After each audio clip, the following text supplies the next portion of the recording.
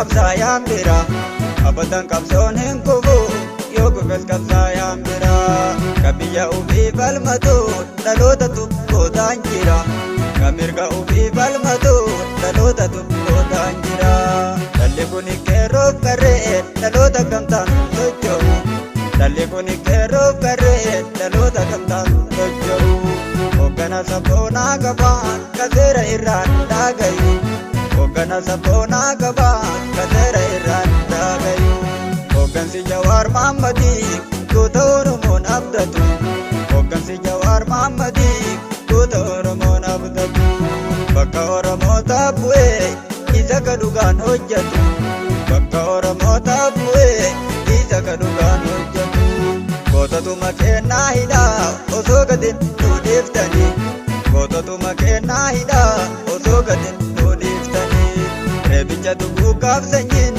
duubatti nu deebiftanii reebicha duguugaaf sanyiin duubatti nu deebiftanii.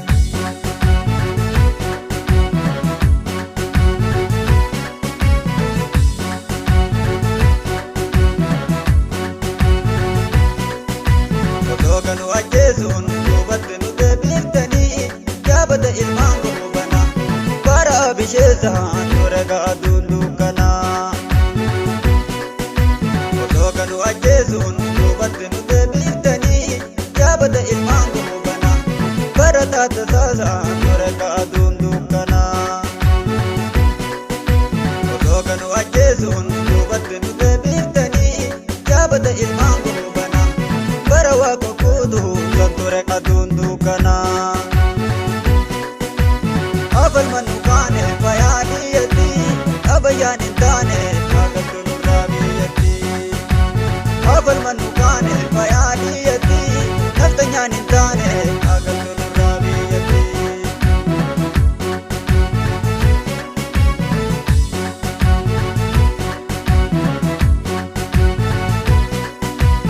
Abadan qabsoon hin kufu yoo kufes qabsaayaan bira abadan qabsoon hin kufu yoo kufes qabsaayaan bira kan biyya ofii falmatu dhaloota tuqqootaan jira kan mirga ofii falmatu dhaloota tuqqootaan jira dhalli kun qeerroof qarree dhaloota gamtaan socho'u dhalli kun qeerroof qarree dhaloota gamtaan socho'u hoggana sabboonaa qabaan kan seera irraan dhaagayu hoggana sabboonaa qabaan kan seera irraan dhaagayu hoggansi Jawaar Mohammadiif goota Oromoon abdatu hoggansi Jawaar Mohammadiif goota Oromoon abdatu bakka Oromootaaf bu'ee isa ka dhugaan hojjetu bakka Oromootaaf bu'ee isa ka dhugaan hojjetu gootatuma kennaa hidhaa osoo gadi nu dhiiftanii gootatuma kennaa hidhaa osoo gadi nu dhiiftanii reebicha duguugaaf sanyiin duubatti nu deebiftanii reebicha duguugaaf sanyiin duubatti nu deebiftanii.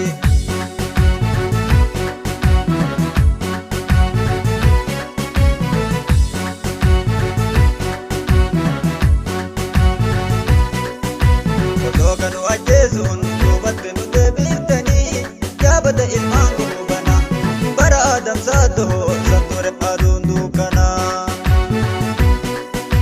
Osoo ganu ajjeesuun duubatti nu deebiftanii yaabata ilmaan gurgubana bara elemoosan ture ga'aduun dukkanaa. Osoo ganu ajjeesuun duubatti nu deebiftanii yaabata ilmaan gurgubana bara eleefitaasaan ture ga'aduun dukkanaa.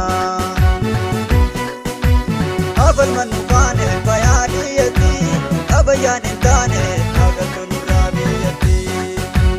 Afal manu kaane